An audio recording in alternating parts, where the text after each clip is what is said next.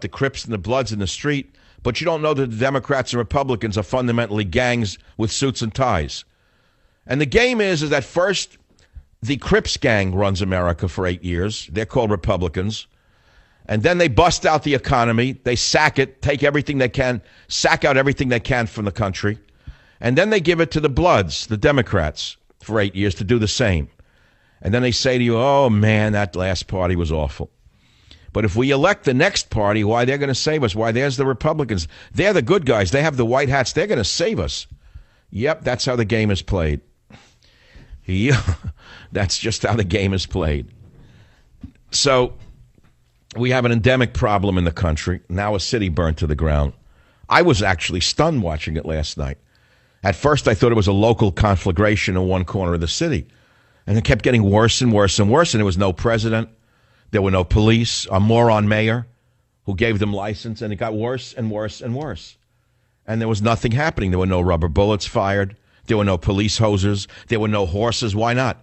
Why did they bring out the horses and the police, the hoses? Why didn't they fire water at these rioters? That's a nonviolent way to stop them. And then when it gets worse and worse and they're being taunted, you fire rubber bullets. That's how you control a crowd. Why didn't they use any of that? And where was the useless Department of Homeland Security with their trillions of dollars of equipment? Isn't that what we pay them for?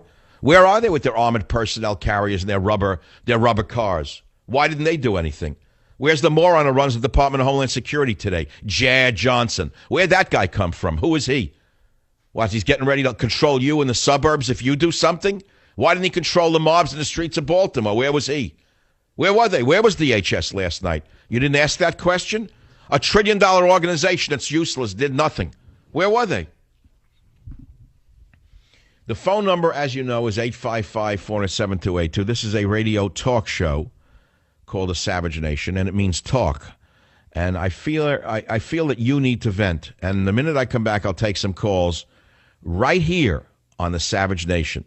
Join the Savage Nation. Call now, 855-400-SAVAGE, 855-400-7282. Savage. My Savage Nation is sponsored by SwissAmerica.com, the only company I trust to protect my wealth with gold and silver. Call 800-BUYCOIN.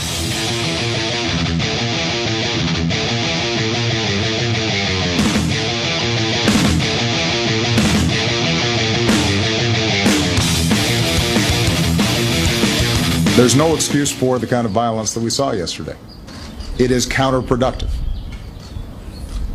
When individuals get crowbars and start prying open doors to loot, they're not protesting. They're not making a statement. They're stealing. When they burn down a building, they're committing arson. And they're destroying and undermining businesses and opportunities in their own communities that rob jobs and opportunity from people in that area. All right, so that was his sop to the police. After attacking the police and the society in general, he then attacked the rioters. He should have given that part of the speech first, and it should have been done last night. But nevertheless, better late than never. Okay, terrific. And as promised before, the media has failed to identify the leader of the Baltimore riots. They have names. We know who they are. WorldNet Daily did a study of them.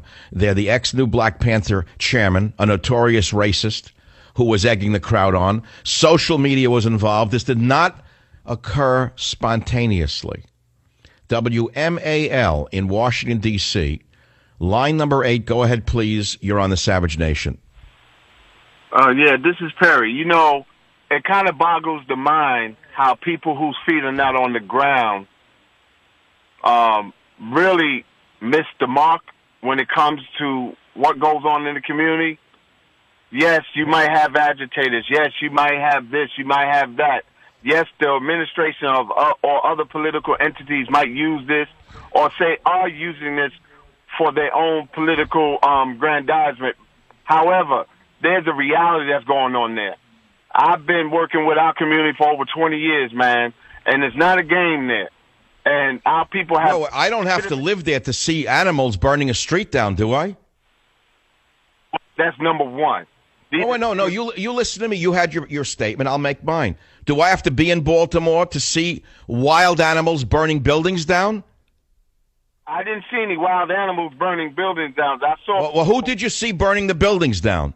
They're not animals. They're human beings, sir. No, they're not human beings. Once they revert to that level of lawlessness, they have lost their right to be called human beings. Okay, that's what you say. So you're justifying their burning and looting then? No, I'm not justifying the. Well, of course you are. You can't have it both ways. You're playing the Al Sharpton game. You're saying, well, we understand where they're coming from, but we don't justify burning and looting. You just said that. You said they're not animals. What are they? They're protesting legitimately by burning a senior citizen center to the ground? Did I say that they were justified in burning a senior? No, but you said they're not animals. That's what you said. Say they're not animals, but when you have and see. What would you call people then who burn a building to the ground and loot a building and break it and get sneakers? What would you call them? Upstanding protesters? No, misguided folks. Misguided folks. Oh, yeah. Then you must be a misguided community organizer like the president. You're not letting me talk, man. And you got. Well, you are talking, but the difference is I'm answering you. You're not used to that. You're used to scaring everybody. You're used to scaring everybody into feeling that they'll be called a racist if they answer you. No, I'm not saying you are at all. I'm saying, look, I got to tell you something, my friend, that you may not know. I taught in all black schools, and I learned a few good lessons from those schools. And I learned that the majority of kids wanted to learn. But the animals who didn't want to learn had to be controlled. And guess who controlled them? The students controlled them.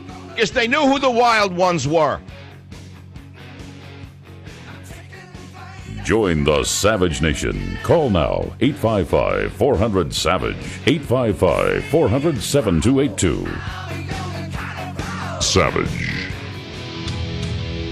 If we are serious about solving this problem, then we're going to not only have to help the police, we're going to have to think about what can we do, the rest of us, to make sure that we're providing early education to these kids, to make sure that we're reforming our criminal justice system so it's not just a pipeline from schools to prisons. Right.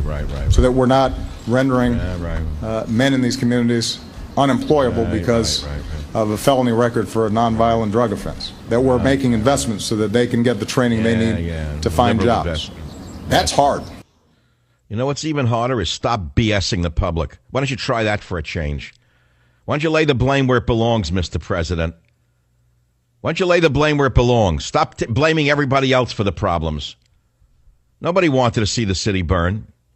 And I want to go back to something that I tried to get out with the interchange with that last caller, who I thought was very intelligent, except when he started to say that the rioters, who I called animals, were just misguided, I don't know what he called, misguided something. That's like saying, oh, well, the ISIS Muslims who are cutting the throats of Christians, they're not animals.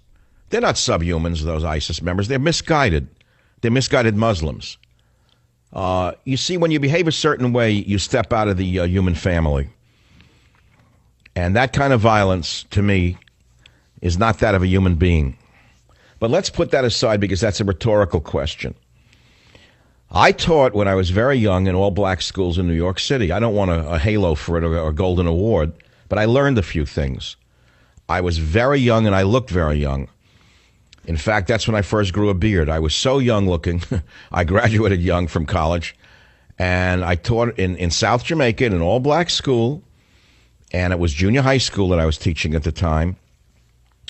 I found it to be very interesting. I wasn't intimidated by it because I grew up in a multiracial city. I really didn't have an issue with it. Okay, whatever. Take it whichever way you want it. I wasn't uncomfortable, in other words, being around another race. Let's put it to you that way. So I go in the classroom, and I was teaching them science, and I started by telling them here's what I was going to do, because I knew it was an unruly school. I knew some teachers had broken. They couldn't take it. They ran out.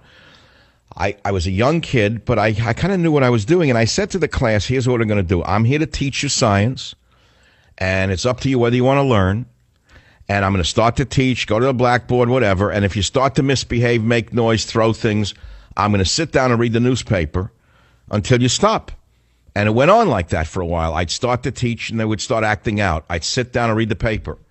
And every time I sat down to read the paper, listen to what I'm going to say to you. The girls in the classroom, who were as tough as the boys, by the way, would get up and yell at them. And they'd say, you sit down. Mr. Savage wants to teach us, you sit down. And if the boys didn't, they'd crack them in the face. I swear to God. You saw the famous picture of the mother beating up her son, giving the kid an upside the head? The girls were like that. They were strong as iron, some of these women. They were like 15, 14 years old, man. They could pack a punch. And guess what? I had a very successful career as a young teacher. And then sometimes I would go and watch another guy who would try to control them. And the more you try to control them, the worse it would get sometimes, you know. So there's a little psychology involved as well. It's not an easy situation. On the one hand, when you got rioters burning and looting, you got to use maximum. Not maximum would be machine guns. I don't mean that. You got to start using the fire hoses. You got to start using the batons. You got to start using the water hoses. You got to stop them. You got to move the crowd back because it'll get worse as it did. And by the way, it's not over yet. You see already they're getting ready for tonight. What do you think? They're finished? They're having the time of their lives. They don't have any jobs. What is their job? I'm working today. You're probably working today. What are they doing? Where are these mobs coming from? Who are they? Who are the white kids there with the knapsacks with the beards running around, egging the cops on and egging the riot? Who are they? Why are they not immediately arrested as outside agitators? And by the way, I'll repeat this for you because I said it during the Ferguson riots. There is an anti-riot act on the books, a federal anti-riot act. If you cross state lines to provoke a riot, you are violating federal law. And I cited the law. These laws were written a long time ago, and I don't mean in the 1800s. They were written to prevent Ferguson. They were written to prevent this kind of event here in Baltimore. And what they do is, if you have a legitimate federal government, which we do not have, they seek out the out-of-state agitators and they arrest them. They detain them for crossing state lines to provoke a riot. Period. End of story. It's not genius. Don't be a genius to know what's going on. You think the people of Baltimore want to see the city burn to the ground? That young man who called the show to discuss it or argue with me, he didn't want to see the city burn. He's on the right side of things. He knows who's behind this. He knows there are outside agitators, white communists and white Occupy movement and white anarchist bums.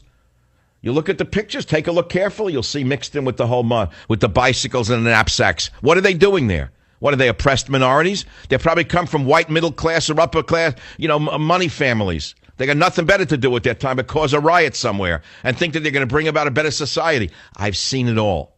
I've seen this before. There's nothing new under the sun. And that's my position. It's that simple. Now, if you haven't talked yet, you can still try to get on the show. Let's go to some of these callers. WGDJ Radio on line 5. Line 5, you're up. What's on your mind? Go ahead, please. Dr. Savage, my name is Randy. I've been listening to you for 15 years, and I just want to thank you for turning me from a political neophyte into someone who cares and someone who has a position.